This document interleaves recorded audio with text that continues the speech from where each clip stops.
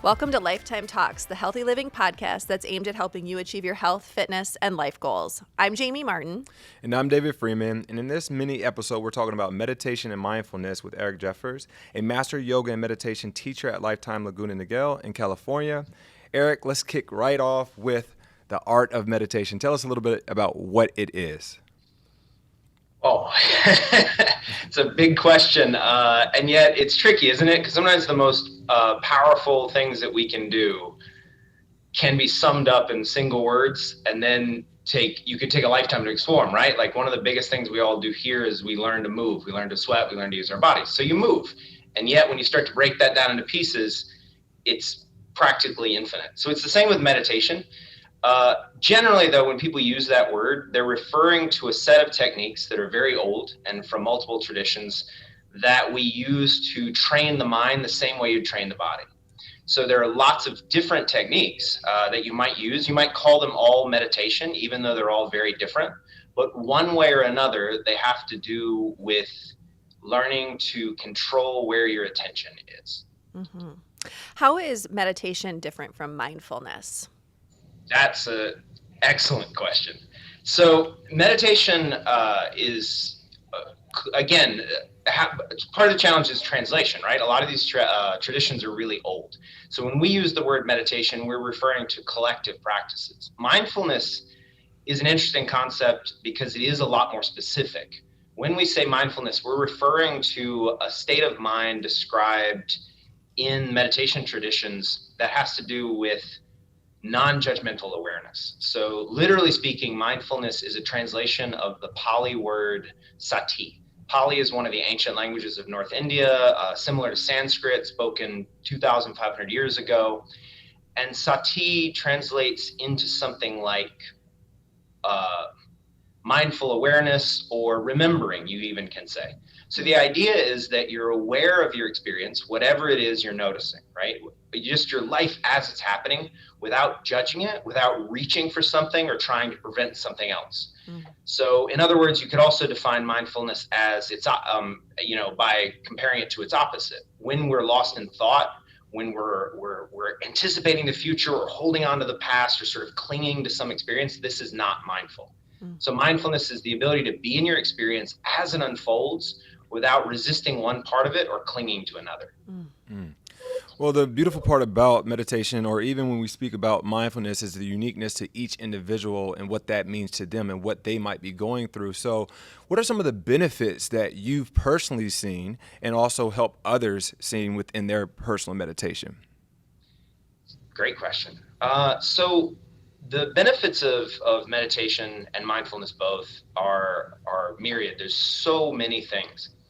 And it is a lot, it's really, using the analogy to training the body is a really good one. We physically train, and that training might be a little bit difficult, right? Like, working with a trainer is sometimes very challenging because that person is driving you to be uncomfortable. But then the rest of the day, and in fact, sleeping that night, getting up the next morning, you're actually more at ease in your body, right? Your resting heart rate goes down when you start stressing your cardiovascular system. The mind is no different. So generally, when we're not attending to or paying attention to how we use our minds all day, they, like the body, get a little out of shape. They get unfocused. They get scattered. And this starts to cause us all kinds of problems. So when one learns meditation practices, it's not that you're necessarily trying to relax in that moment. It's that the challenge that you're setting for yourself in learning to control your attention pays off later. The same way your resting heart rate goes down when you start working out regularly, the resting condition of your mind starts to change when you build its ability to stay concentrated, stay focused, stay at ease, stay equanimous.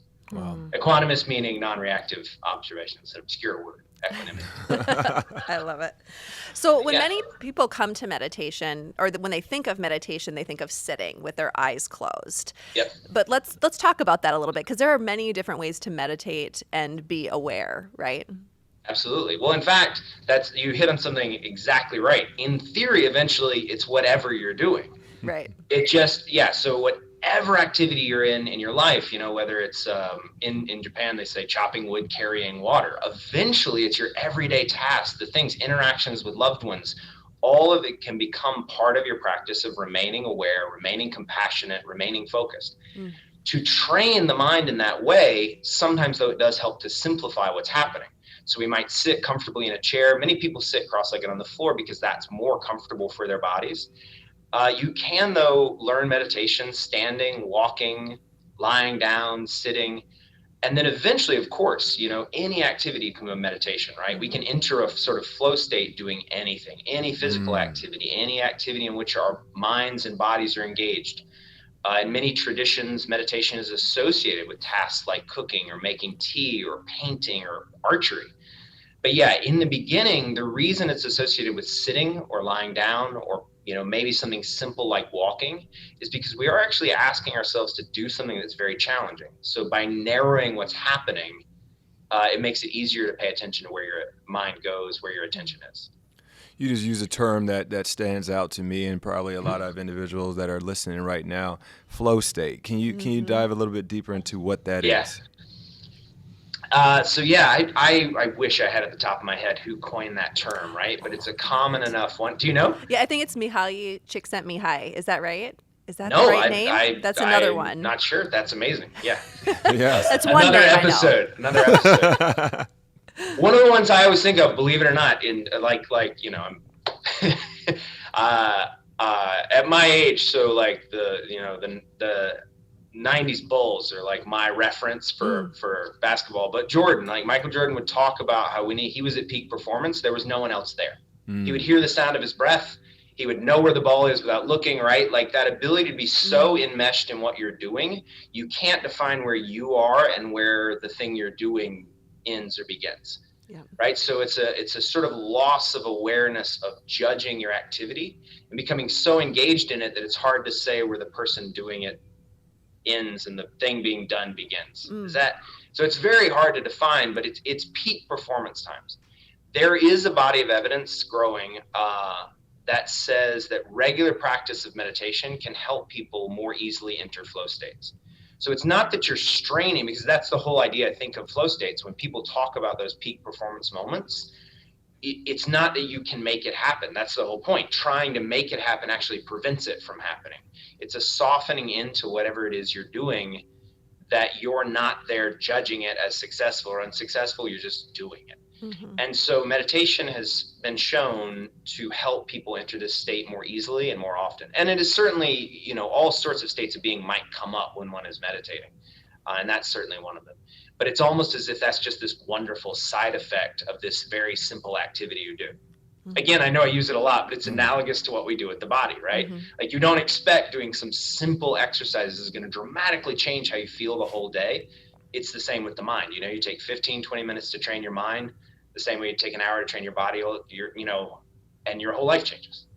I want to take that analogy and that reference as far as Jordan and 90s Bulls to something that recently just happened as far as with Giannis and the Bucks winning. And he had this amazing quote as far as like the ego being the past, the future being pride. And he said being present, that's humility, and that's where I live in. I live in the moment. So just being in the moment and observing and knowing what it is that you're doing versus trying to focus on what I've already done and what I'm trying to do, and it led to a championship. So that's powerful. That's an amazing quote. I'm like, give me a moment to write this down. Make sure we use that. The ego being the past. That is it. Yeah. So the part of the mind, actually, again, meditation being studied with traditional scientific methods is still relatively new, but one of the things that has been shown is a lowering in the activity of what's called the default mode network. The default mode network in the brain are the parts of the brains that we go to when we're not paying attention to what's happening. So when you're lost in thought, right, when your mind's wandering, when you're not paying attention to the person speaking to you, the default mode network is activated. The default mode network is associated with rumination, with thinking about the past, anticipating the future, right? It's associated with negative self-thoughts, right? Like things that where we're thinking about ourselves as separate from our experience. So that idea that the ego is the past maps on really well with meditation. Wow. Right? Because the past is past. It's not what's happening right now is what's happening right now. And so, yeah, and especially for a high performance athlete, if you're thinking about, what happened a few moments before, well, you're missing the present moment. There's no way to climb out of that hole. So Right. that's a great analogy. So if somebody wants to start meditation or they're interested in figuring out how to incorporate that into their lives, what are the recommendations you have for just getting started with meditation? Absolutely. It's really simple in a way. You choose an object of meditation. For most people, the most useful is the breath. And this, over so many of the traditions, the breath is used as the object of meditation because it transcends language. Doesn't matter what language you speak, it transcends culture and any ideas of what's right and wrong. Everyone's breathing, right? Right. So you choose an object of meditation. So let's say the breath, and you sit comfortably. If you're sitting in a chair, you can sit with your feet on the floor, hands on your lap, or on the arms of the chair. If you sit comfortably on the floor cross-legged, that's fine. Sit with your back against something. But sitting is the best place to start. It simplifies what you're doing. Then you try to pay attention to the breath. If you feel the breath as the movement of the belly and ribs and chest, or if you feel the breath as the air moving just below your nose, either one. And anytime you notice that your attention has wandered, you just observe that without judgment. Say, oh, look, my mind has wandered. And you guide it back to the breathing. And it's literally that over and over and over again. At first, what happens is people think, oh, I must be terrible at it because I keep noticing how my mind is wandering constantly. And what's beautiful about that is that's them describing getting good at it very quickly. Because the problem with being lost in thought is that we're lost in thought. We don't know we're thinking. So if you're sitting there really aware of like, oh, my mind is going so fast, that's great. Like that means you've noticed what's happening. Calmly guide your attention back to your breath. It's that simple. And you start small. It's actually better to start small. Again, to go back to the analogy of using the body, those people, if you haven't worked out in a few weeks and you go to the gym for 2 hours and then can't work out for 5 days because you overdid it. Start smaller and work up. So 5 minutes, 10 minutes, 20 at the most in the beginning. Right. But yeah, like 5 minutes of just sitting, trying to watch your breath and with no self-judgment. You just sit there, your eyes closed, your mind wanders, guide it back. You hear something, you want it back, turning your phone off helps. Yes. Well, Eric, I think, you summed it up. That was amazing. Everybody take that breath in, all right? Exhale it out. And is there anything you want to leave us with that we probably did not touch on yet? No, I think that's about it. Like, I think that this resources abound. There are a lot of ways to find it. Remember, I think that idea of self-acceptance, of starting with just wherever you are. Many of us are very goal-oriented, and there's nothing wrong with that. It's a wonderful thing to set goals and achieve them. But I think with meditation, one of the first things to do is to just pay attention, a minute, 2 minutes, 5 minutes, try to watch your breath, and then do it again the next day at about the same time. That's also really helpful. So you make it part of your routine. You get up in the morning, do whatever you need to, take 5 minutes to sit, try to watch your breathing. However distracted you are, however concentrated you are, be done at 5 minutes, try again the next day. And then day after day, just like with the body, the benefits and the changes start to accrue with consistency more than intensity. So don't try to, meditate for an hour and a half once a week. Meditate for 5 minutes a day every morning. Yeah. There's much more benefit, and it's a lot easier path that way. I like that. It makes me want to do that right now. And as soon as we wrap up here, Eric, thank you so much. It doesn't make much for the most interesting podcasting. Let's just sit for 5 We're minutes. We're going to do this. Eric, thank you so much. This has been great. Thank you. Thank you. Thank you, Eric.